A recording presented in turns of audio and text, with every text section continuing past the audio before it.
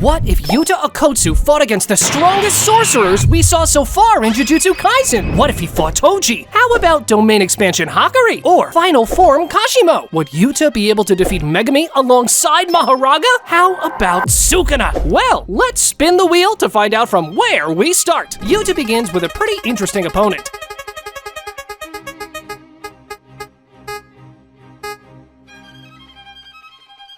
Naoya Zenin. We should note the form we consider here is his human form, and not his cursed spirit one. Naoya was a special grade 1 sorcerer and the head of the Hei, the Zenin clan's most powerful collective of sorcerers. He was considered to be amongst the pinnacle of talent within one of the big 3 families, with strength comparable to his father's. Naoya inherited his father's innate technique, allowing him to turn 1 second into 24 frames, and trace a predetermined set of movements using his field of view as the angle of view. While the technique is active, anything touched by Naoya's palm must abide by the technique's 24 frames per second rule, or they are frozen for 1 second inside an animated frame. Like his father, Naoya employed the speed granted by his innate technique in combination with his martial arts skills as his main combat style. He did so with masterful skill, striking his opponents with powerful blows before disappearing and then hitting them again before they react. But is this speed enough to actually get through Yuta's techniques? Well, I don't think so. First of all it takes for Yuta to copy his technique is to have Rika eat a small piece of his body in order to copy it. And once that happens, it's game over for Naoya. But even if that does not happen, I'm pretty sure Yuta is more than capable enough to counter Naoya's speed and land counter strikes on him. Yuta is insanely fast after all, while having a monstrous strength and levels of cursed energy. Even if he's somewhat injured, by using reversed curse technique, he can heal himself and keep going. Naoya stands no chance against Yuta. A quick note, the characters we have in the wheel are only human sorcerers, with the only exceptions being Sukuna, that was added because he used to be an actual human, and is by all means a sorcerer and not really a cursed spirit. And the second case, which is not 100% within our rule, is Panda. That was added as well because, again, he's not really a cursed spirit. Like the video, subscribe to the channel, and let's keep going. Even though Yuta took this round easily, let's see how the next one goes.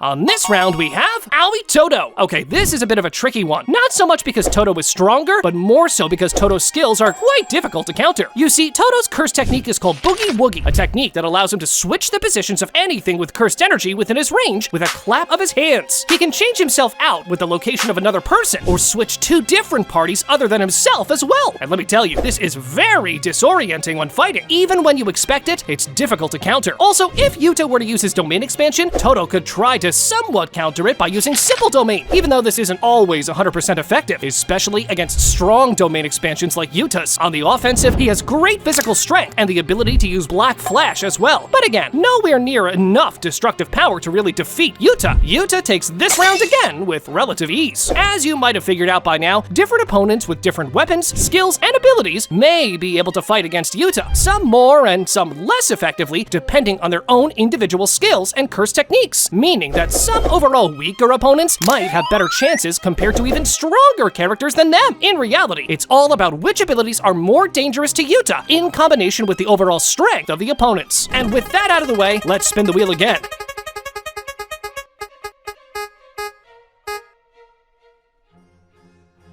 We now get Sukuna. Okay, now this is a battle Yuta will have major difficulties with. We all know Sukuna's level. He's the king of curses. He has, as stated, double the cursed energy when compared to Yuta. His domain expansion is stronger, his battle IQ is better, and he's been alive for hundreds of years. Even his durability is higher. Frankly, any point we bring up, Sukuna probably has it higher, and this applies in both Sukuna's final Heian era form and the form in which he uses Megumi's body. If we take Yuta's form as is, naturally, he stands no chance on his own. But what if we now take his final form as well, meaning Yuta in Gojo's body? In this state, Yuta can use all of Gojo's abilities and curse technique. However, as we saw in the manga, he was nowhere near as strong as Gojo while he was alive. He could be using his body, but as it turns out, Gojo was the strongest because he was Gojo, and not the other way around. Even if someone else had his abilities, like it happened with Yuta, for example, they could still not accumulate the overwhelming strength that Gojo had. Being born with overpowered abilities is one thing, but being able to control them and use them to its full extent is another, and this was proven when Yuta took over Gojo's body. So since Sukuna was able to defeat a full-power Gojo, and Yuta is even weaker than that, while in Gojo's body, it goes without saying that Yuta loses this round. And with Yuta's first defeat, let's see if the next round is any different.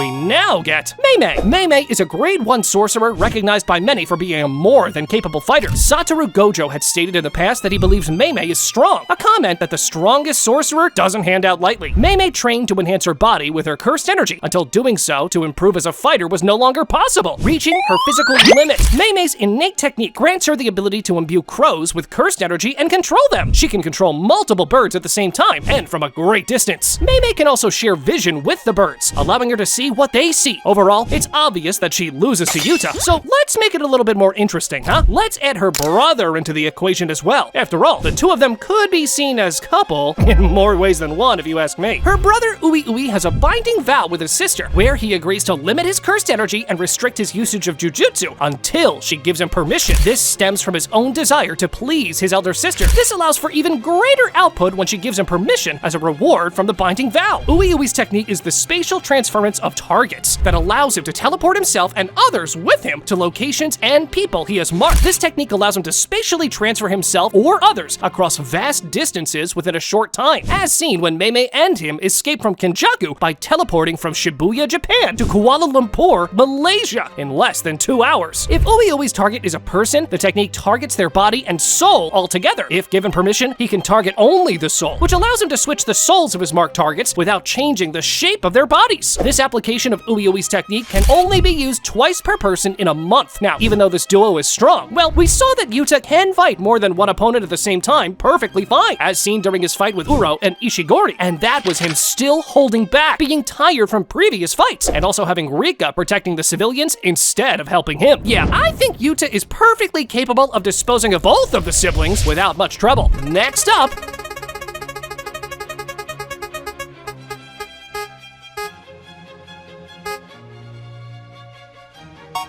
it's Geto. Okay, this round we won't say much on since we saw this take place in the manga, not just once, but twice. You see Yuta defeated and killed Geto Suguru while being himself during the events of Jujutsu Kaisen 0, aka the events happening before episode 1 of the anime. And a small reminder, Yuta here was much weaker than what he is actually now. At that point in time, he was just getting started. Also, the second time he defeated Geto was when he beheaded him during the events of the Culling Game, this time while Geto's body was controlled by Kenjaku. Even though Geto is among the strongest sorcerers in the series, in a 1v1 fight with Yuta, the chances are that he loses and Yuta wins. After all, that's what happened both times they were faced off against each other. Spinning the wheel once more,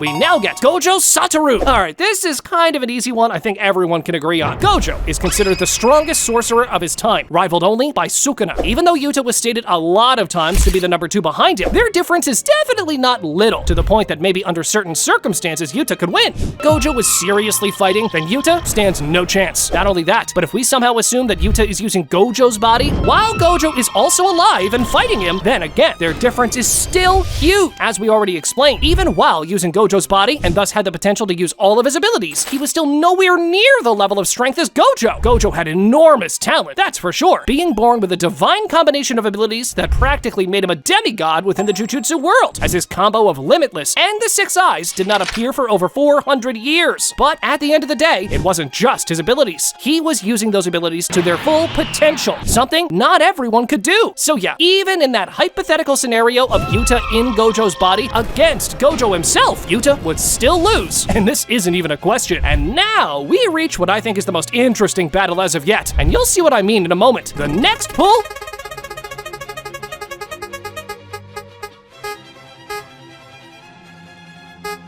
is Hajime Kashimo. Hajime Kashimo is one of the strongest sorcerers Kenjaku came across 400 years ago. Although Kenjaku considered him inferior to Sukuna, he respected Hajime's strength and invited him to enter a binding vow to participate in the Culling Game. Even as an elderly man, Hajime could decimate entire battlefields and leave numerous dismembered corpses in his wake. Returned to a youthful body with a second chance at the prime of his life, Hajime quickly dominated the Culling Game and became the first player to add a new rule. And all of that without even using his cursed technique. Hajime Hajime is an exceptional fighter on all accounts, and this is exemplified by his mastery of martial arts. Rather than depend on his curse technique, Hajime prefers close combat and overwhelms his opponent with flurries of strikes, supplemented by electrified cursed energy. He also has exceptional battle IQ, as again, he was a very old sorcerer in his era that would still destroy anyone challenging him. Hajime's cursed energy has the properties of an electric current, putting his body in a constant state of electrification. This makes Hajime's cursed energy reinforced physical attacks impossible to defend against, as his hits shock the opponent upon impact. But the thing is, the fact that he refused to use his curse technique put him at a disadvantage against strong opponents, such as Hakari, while using domain expansion and hitting the jackpot. So if we're to assume that in this fight with Yuta, he does not use his curse technique, then Kashimo loses by a long shot. But what if he does use his final form? You see, his final form is called Mythical Beast Amber. It reconstructs flesh in order to manifest phenomena of electricity, which he converts from cursed energy. Kashimo's body far surpasses the realm of humans when using this technique, so it can only be used once before his flesh collapses. While using this ability, I would probably give Kashimo the edge over Yuta, but since we'll play it like that, let's see what would happen if Yuta was also playing a bit dirty and using Gojo's body as his own secret weapon. Well, in that case, Yuta would have access to infinity, which would mean that Kashimo's final form would be practically useless, as even like that, he would not be able to get past infinity. So just to summarize, both in base form, Yuta wins. When Kashimo is in final form, Kashimo wins. But when Yuta uses Gojo's body, then Yuta wins. And from one special case to the next,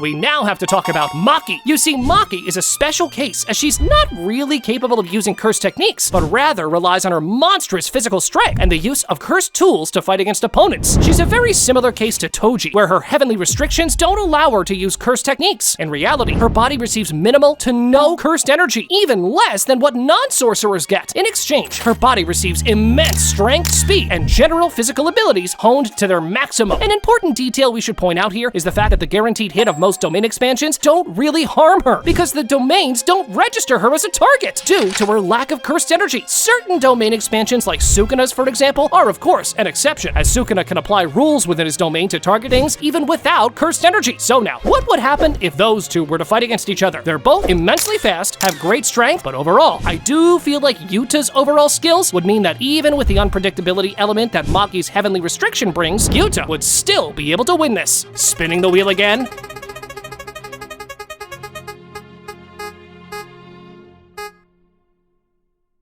We now get Hakari! Okay, another really interesting battle. Let's see how it plays out. You see, Hakari, to put it simple, is a gambling addict. So much that even his curse technique is based on that, but more of that in a little bit. Hakari is widely recognized as one of the most powerful students at Tokyo Jujutsu High. Gojo, aka the undisputed strongest sorcerer of the modern day, believed that Hakari and Yuta Okkotsu had the potential to rival him. Yuta himself said that Hakari was the stronger of the two when he's worked up. But is that actually true? Let's see, because if we're being honest, Yuta does have the tendency to downplay himself. Hakari is an exceptionally capable hand-to-hand combatant, able to apply life-threatening pressure to Yuji, a very proficient taijutsu specialist. In base form, if we're being brutally honest, Hakari stands no chance. But what if Hakari opens his domain and hits a jackpot? Then that case is a little bit different. While in jackpot, Hakari's body receives an unlimited amount of cursed energy, while also performing automatically reversed curse technique to the point that even some of the most insane injuries can be healed on the spot. For 4 minutes and 11 seconds after hitting the jackpot, Hakari is effectively immortal. And the most important thing to add to that is, while Hakari is in this state, he's far more likely to hit the jackpot again, so he can further extend this immortality window. If Hakari keeps hitting the jackpot time and time again while fighting Yuta, he might have a chance. So in reality, Yuta probably wins this, but under certain circumstances, if Hakari is lucky enough, he may have a chance against him. Halfway through the video, and the most interesting battles are yet to come. We still have to see if Yuta could defeat Megumi with Mahoraga, or if Yuta could defeat current Yuji that, well, let's just say, is a beast. Let's keep going. Spinning the wheel again.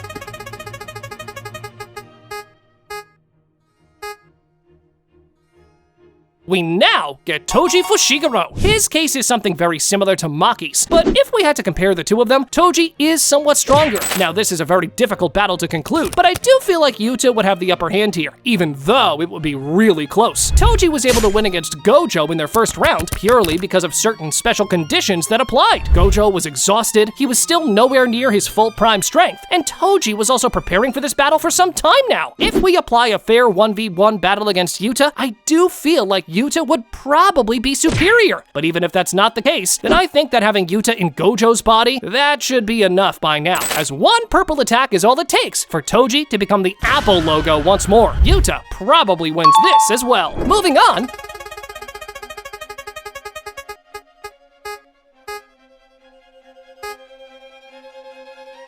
We have Panda. Panda is a semi-grade 2 sorcerer and an abrupt mutation cursed corpse, the most advanced of his kind. With a natural affinity for Jujutsu, Panda is capable of exercising curses based solely on his physical abilities. Due to his size and sturdiness of his body, Panda is naturally very physically strong. He can exercise curses with simple blows, effortlessly carry allies on his back, and run clean through walls, as just a few examples of his base strength. There exist 3 cores within Panda's body: the balanced type Panda, the power type Gorilla, and a third core, Triceratops. If any of these cores are damaged, Panda is unable to shift into that form until it recovers. Panda can manipulate his cursed energy to fake the location of these cores, effectively compensating for these weak points. But are any of these abilities or forms really capable of challenging Yuta? Not even close. Yuta wins this round easily. Next round is...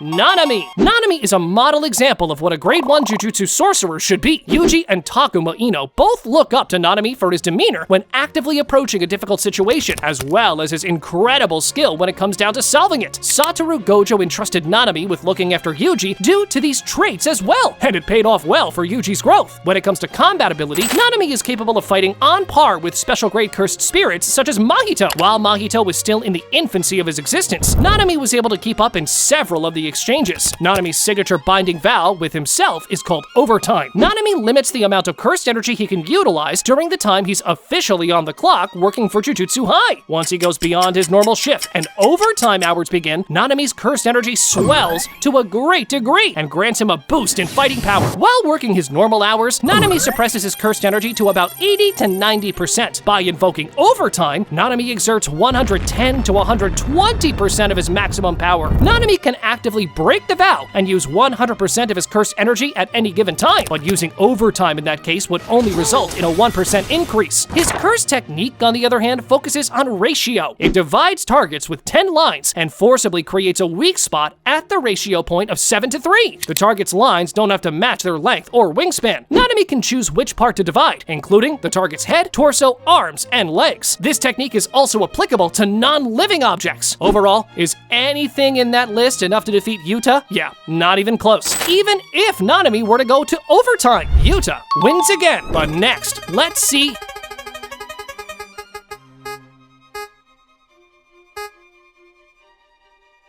Higuruma. Now that's an insane battle, to be honest, and you're gonna see why. I mean, after all, the narrator even said that Higuruma had talent that could rival even that of Gojo's. His curse technique is his most important weapon, namely, his domain expansion is as broken as it gets. Hirumi's innate technique is linked to his domain expansion by default. It manifests a small courtroom domain surrounded by guillotines, where he and his opponents are placed on podiums standing across from one another. This domain does not use a guaranteed hit. Instead, anyone inside is simply forced to follow its rules. Violence is not permitted in the domain, and anyone who tries to engage will be returned to their podium. Inside the courtroom, Judge Man floats behind Hirumi, who acts as the prosecution. Hirumi's opponent is the defendant, and Judge Man knows everything about everyone inside the domain. Hirumi does not receive any information from Judge Man, just evidence the Shikigami submits for deliberation. The evidence is not conclusive, and the defendant is not told what's inside. While inside the domain, the defendant is put on trial by the Judge Man, and the verdict depends solely on the arguments they make with Hirumi. The defendant's goal is to dispel all doubt and earn a pronouncement of innocence from Judge Man. Both the defendant and the prosecution have just one chance to make a statement before Judge Man delivers a verdict. The defendant has three options: silence, confession, and denial, after which Hiromi has a chance to offer his rebuttal based on the evidence he was given. All of these rules must be explained as per a binding vow on the domain. A guilty verdict can result in Judge Man confiscating their ability to control cursed energy. So if Yuta is trapped inside this domain, well, unless Gege decides to give Yuta some insane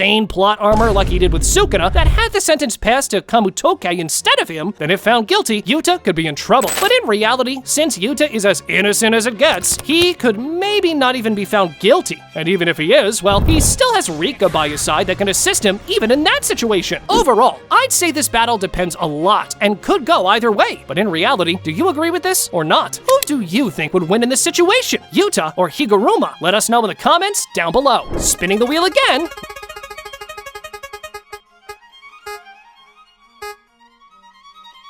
We now get Kugisaki Nobara. Nobara is ranked as a grade 3 Jujutsu sorcerer by Jujutsu High. This is mostly due to her status as a young first-year student and inexperience working as a sorcerer. In reality, she's objectively at least grade 2. Her ability involves utilizing Jujutsu through a set of tools that includes a hammer, nails, and a straw doll. By channeling her cursed energy through the tools, Nobara can utilize a number of different techniques, including sharing damage between her straw doll and the target. But overall, I don't think there's point wasting time on this one. Yuta easily wins it. But what if we're now to talk about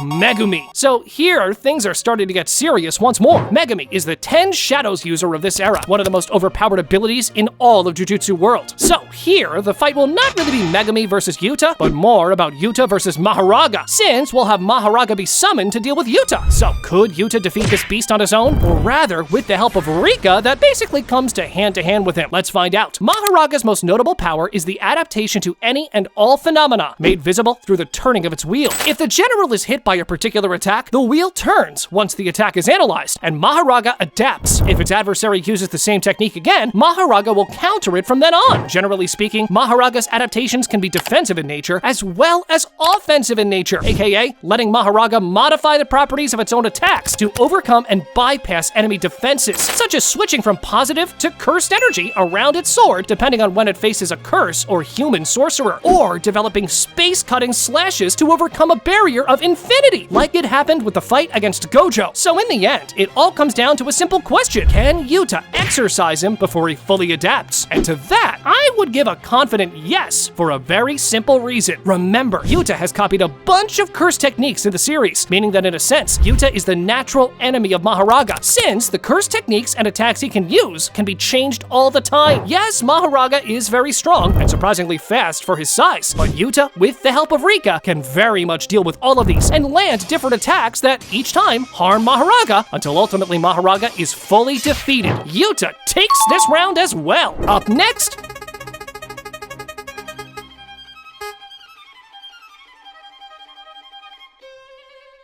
we have Inumaki. You see, Inumaki is nothing really special in the world of Jujutsu Kaisen, but he does have a rather strong ability, Cursed Speech, which allows him to give commands to people that they have to obey. The stronger the opponent, however, the least impact this order has, and the more toll it takes on Inumaki's body. Plus, given that Yuta has already copied this ability and can also use reverse curse technique that Inumaki can't, I think it's no question that Yuta takes this round easily. And now for the moment I think a lot of you have been waiting for.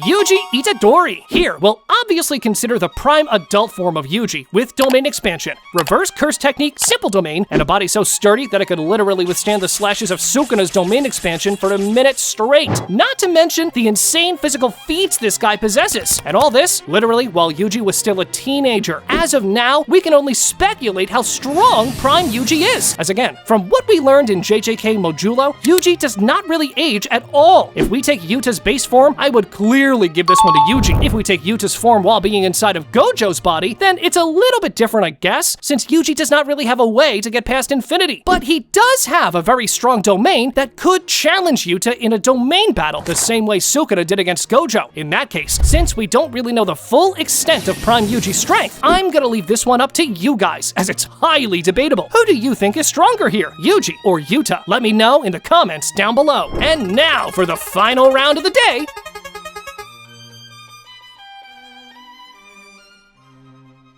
Yuki Tsukumo. Yuki is an extremely powerful fighter, one of only 4 special grade sorcerers. Yuki is extremely durable for a human being and has a high pain tolerance. She suffered a direct hit from wound perfusion that dealt her a serious head injury, as well as a completely shattered right arm. Not only was Yuki able to move despite her injuries, but she kept her innate technique active and fought Kenjaku on even terms in hand-to-hand combat. Yuki's innate technique is called Star Range, and it allows her to grant virtual mass to herself and her Shikigami, Garuda. The mass added to Yuki and Garuda's attacks give them devastating destructive force, capable of effortlessly exercising a special grade curse. She also has access to reverse curse technique, simple domain, and domain expansion, even though we did not really get to see it. In a battle between 2 special grade sorcerers, it would indeed be quite close, but I would be inclined to give this to Yuta, primarily because if we consider Yuta's final form in Gojo's body, then it would be pretty difficult to counter that. I'll give this to Yuta, even though in reality, it could go either way. Thanks for watching this video. Make sure you like and subscribe, and click on this video next for more great anime content. Go on, check it out!